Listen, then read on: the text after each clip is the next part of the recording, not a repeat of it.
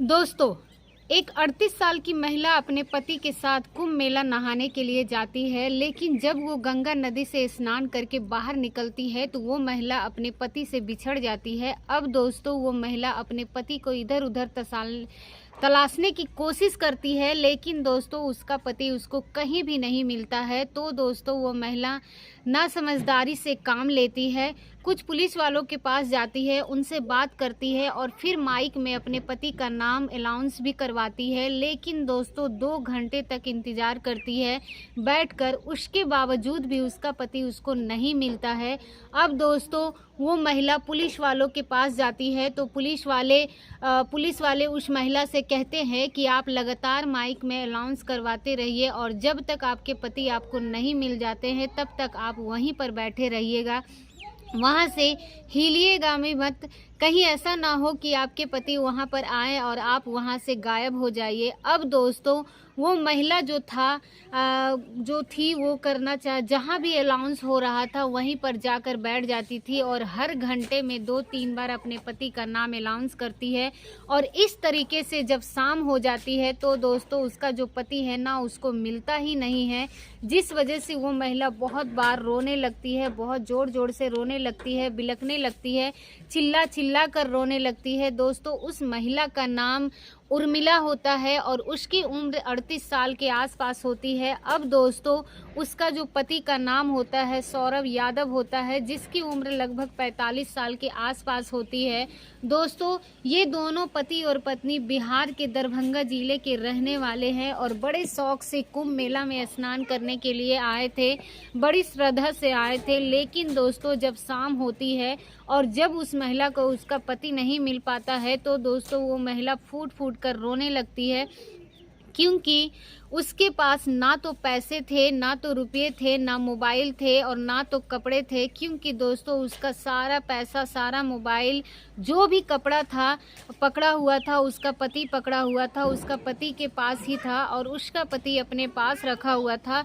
अब दोस्तों जब वो महिला नहाने के लिए जा रही थी तो ना तो उसके पति उससे बोला था कि पहले तुम जाकर नहा कर आओ, मैं सारे सामान का देख रेख करता हूँ और जब तुम नहा कर आओगी उसके बाद मैं नहाने जाऊँगा तो तुम इन सारा सामान का देख रेख करना।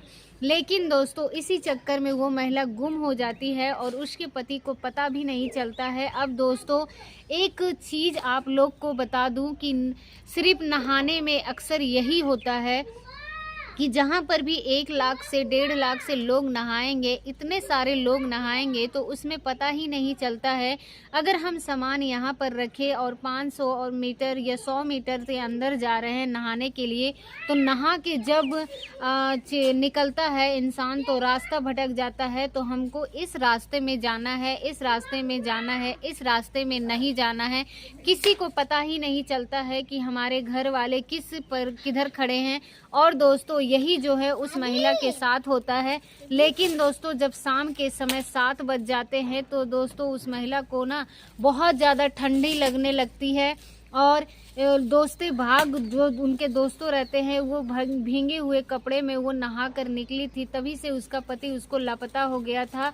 उसको पति नहीं मिल रहा था और वो अपने पति को बहुत ढूंढने की कोशिश करती थी लेकिन नहीं मिल रही थी। दोस्तों भीगे हुए कपड़े में बैठकर वहीं पर इंतज़ार करती है, लेकिन जब शाम के 7 बज जाते हैं तो उसका कोई रास्ता नज़र नहीं आता है और वो महिला एक साधु महात्मा के तम्बू में जाकर बैठ जाती है।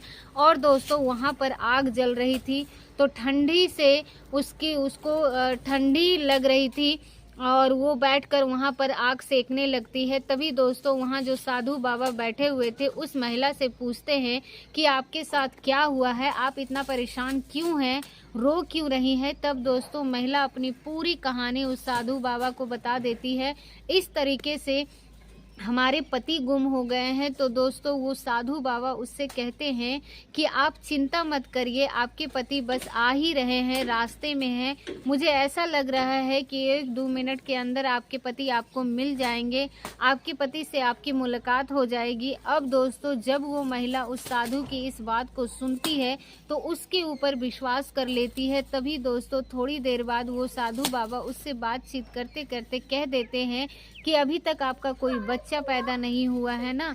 आप दोस्तों वो महिला थी जब उन साधु बाबा को ये बात कहते हुए सुनती है तो एकदम से चौंक जाती है और कहती है कि बाबा, ये बात आपको कैसे पता? आप सही कह रहे हैं, मेरा कोई बच्चा पैदा नहीं हुआ है।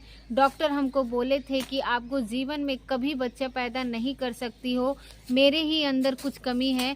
तब दोस्तों वो साधु बाबा उस महिला से कहते हैं कि मेरे पास इसका उपाय है, तुम्हारा बच्चा हो जाएगा।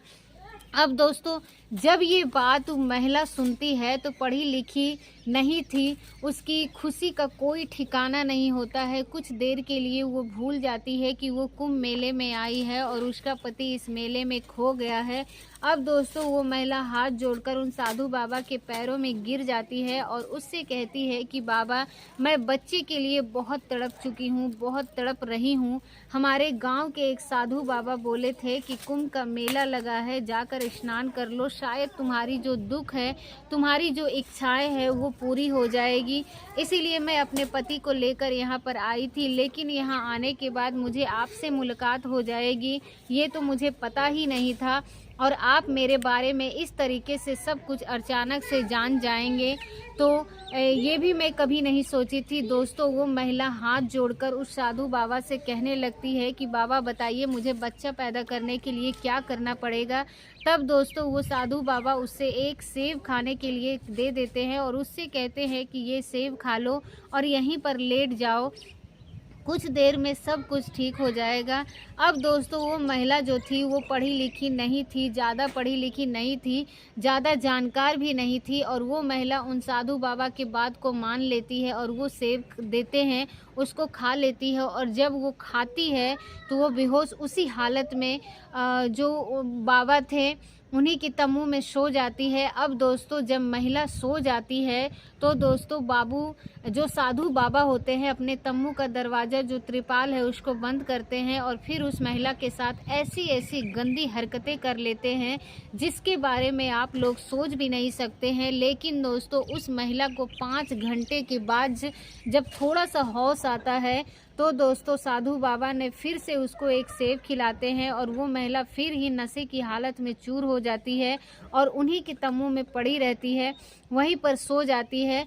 अब दोस्तों मैं आपको बता दूं कि ना वो साधु बाबा थे और पिछले कुछ दिनों से उस महिला को अपने तम्बू में रखा हुआ था, उसकी साथ गलत व्यवहार कर रहा था और उस महिला को एक पल के लिए ऐसा एहसास भी नहीं हो रहा था कि वो बाबा उसकी मदद नहीं कर रहा है।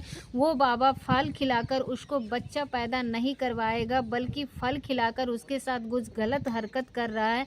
लेकिन दोस्तों तभी अचानक भगवान की कृपा देखिए कि वो साधु बाबा किसी काम की वजह से अपने तंबू से बाहर निकलकर चला जाता है। तभी दोस्तों अचानक एक रिपोर्टर की नज़र उस महिला पर पड़ जाती है और जब वो रिपोर्टर उस महिला को उस बाबू के तंबू में सोया हुआ देखता है तो उसको शंका हो जाता है कि हो ना हो ये महिला ये बाबू के तंबू में क्यों सोई हुई है, बाबा इसके साथ क्या कर रहे हैं। अब दोस्तों वो रिपोर्टर ने उस महिला के पास जाता है और उसको उठाने की कोशिश करता है दोस्तों, तो उसको पता चलता है कि वो महिला पूरे तरीके के नशे की हालत में चूर है, उसको होश नहीं है। अब दोस्तों वो रिपोर्टर 3-4 पुलिस वालों को तुरंत वहां पर बुलाता है और सारा मामला समझ जाता है और पुलिस वाले जब उस महिला को उठाने की कोशिश करते हैं तो महिला उठती है और जब पुलिस वाले उससे पूछताछ करते हैं कि आप यहाँ पर क्या कर रही हैं, किसके साथ यहाँ पर सोई हुई है, तो दोस्तों वो महिला बताती है कि हमारे साथ यहाँ पर एक बाबा बैठे हुए हैं, उन्हीं के साथ मैं यहाँ पर पूजा पाठ कर रही थी। तभी दोस्तों पुलिस वाले उससे पूछते हैं कि बाबा कहाँ चले गए हैं जिनके साथ आप यहाँ पर बैठकर रुकी हुई थी, पूजा पाठ कर रही थी। तब दोस्तों वो महिला बताती है कि अभी तो यहीं मेरे साथ बैठे हुए थे, सोए हुए थे, अभी वो बाहर चले गए हैं। अब दोस्तों मैं आपको बता दूं कि महिला इतनी भी होश में नहीं थी कि वो बाबा उसके साथ क्या किया क्या नहीं किया या फिर कितने दिनों में बाबा के तम्बू में सोई हुई है, उसको इस बात की भी भनक नहीं थी। दोस्तों पुलिस वाले उस महिला को वहां से उठाते हैं और जब अपने साथ ले जाने की कोशिश करते हैं तभी दोस्तों महिला पुलिस वालों से जाने से मना कर देती है उनके साथ और कहती है कि नहीं, जब तक बाबा जी यहाँ पर नहीं आ जाएंगे तब तक मैं यहाँ से हिलने वाली नहीं हूँ। अब दोस्तों पुलिस वाले भी हैरान हो जाते हैं क्योंकि वो लोग सब कुछ समझ चुके हैं चुके थे और इस महिला के साथ गलत किया जा रहा है। नशे की दवाई देकर, नशा वाला पदार्थ खिलाकर उसके साथ गलत व्यवहार किया जा रहा है।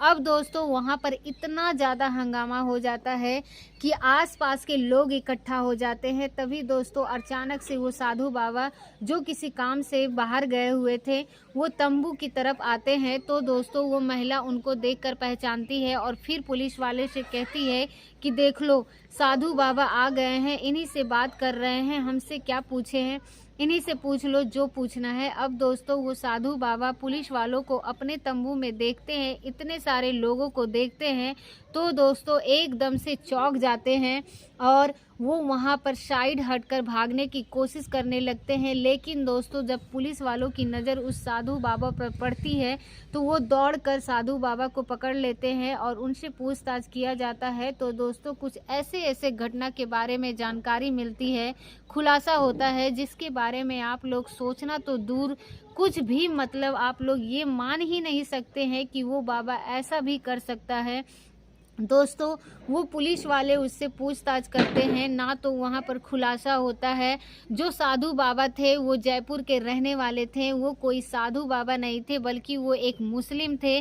और दोस्तों साधु बाबा का भेष बनाकर पैसा कमाने के लिए कुंभ मेले में आए हुए थे। और दोस्तों आप लोग तो जानते ही हैं कि जैसे ही कुंभ मेला स्टार्ट हुआ था तो लोग पैसा कमाने का तरह तरह का धंधा बना लिए हैं और कोई चाय बेच रहा है, कोई टीका लगा रहा है, टीका लगा के पैसा कमा रहा है। अब ये लोग धारणा बन गई है 2-3 महीने तक कुंभ मेला रहेगा तो इसमें इतना पैसा कमा लिया जाएगा।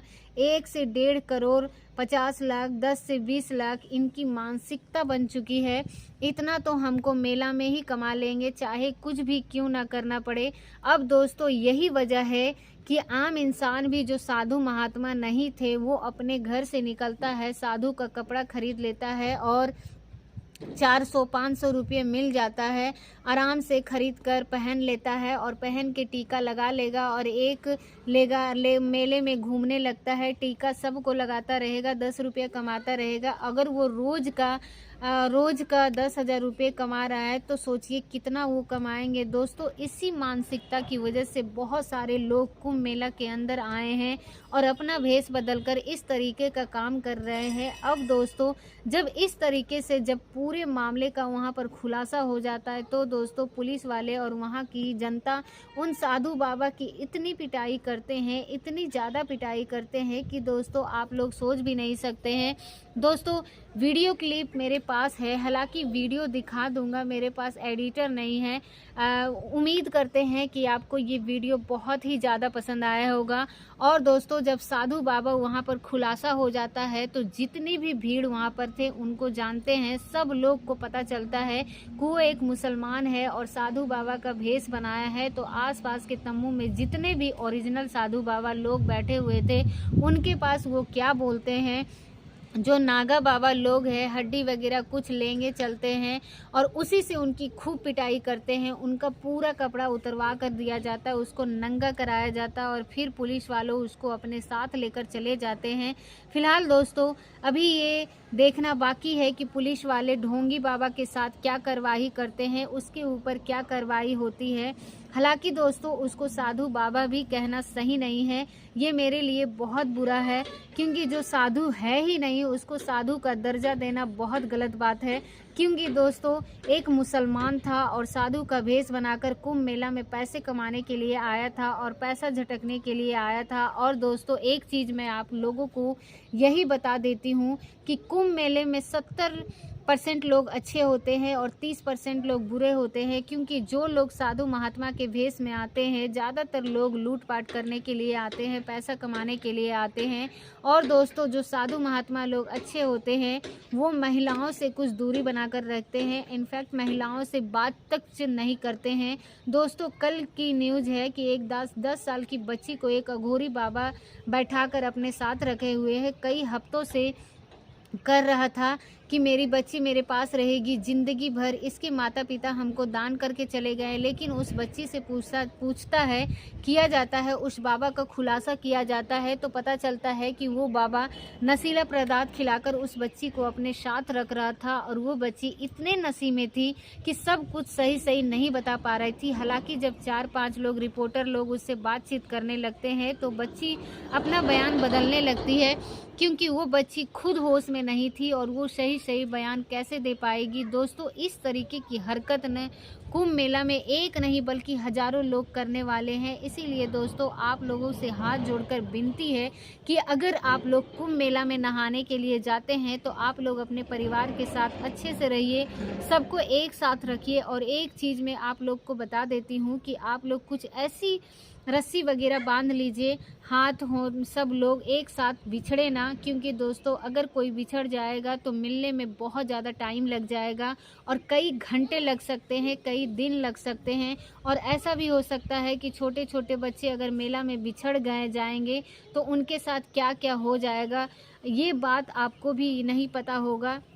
ये भी हो सकता है कि बच्चे इस दुनिया से गायब भी हो जाएं, कहाँ चले जाएं, आपको ज़िंदगी में कभी ना मिले। क्योंकि दोस्तों, इतने साधु महात्मा गौरी बाबा लोग हैं कि जो दिखने में तो साधु महात्मा लगते हैं, लेकिन दोस्तों वो है नहीं। जब वो बच्चों को उठाकर ले जाएंगे तो उनके साथ क्या करेंगे, उनको बेचेंगे कि रखेंगे, ये तो भगवान ही जानते हैं। इसीलिए दोस्तों, आप लोगों से हाथ जोड़ के विनती है कि आप लोग जाते हैं कुंभ के मेला में तो अच्छे से अपने परिवार को रखिए। और एक चीज़ मैं आप लोगों को बता देती हूँ कि कुंभ मेला में जाना ही है तो सब लोग, मेला ख़त्म हो जाएगा, अंतिम चरण पे होगा, तब आप लोग जाइएगा और स्नान करके आइएगा।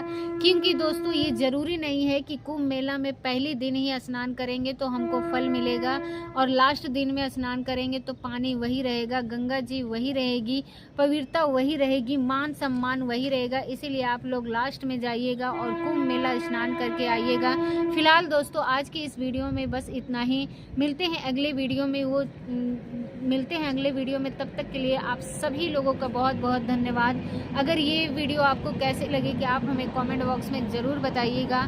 पुलिस वाले इस बाबा को गिरफ्तार करके लेकर चले गए, उसके महिला को भी छोड़ दिया गया। चलिए दोस्तों, मिलते हैं अगले वीडियो में। अगर हमारे वीडियो पे अभी तक आपने अगर चैनल को सब्सक्राइब नहीं किया है तो हमारे चैनल को सब्सक्राइब कर वीडियो को लाइक ज़रूर कीजिएगा।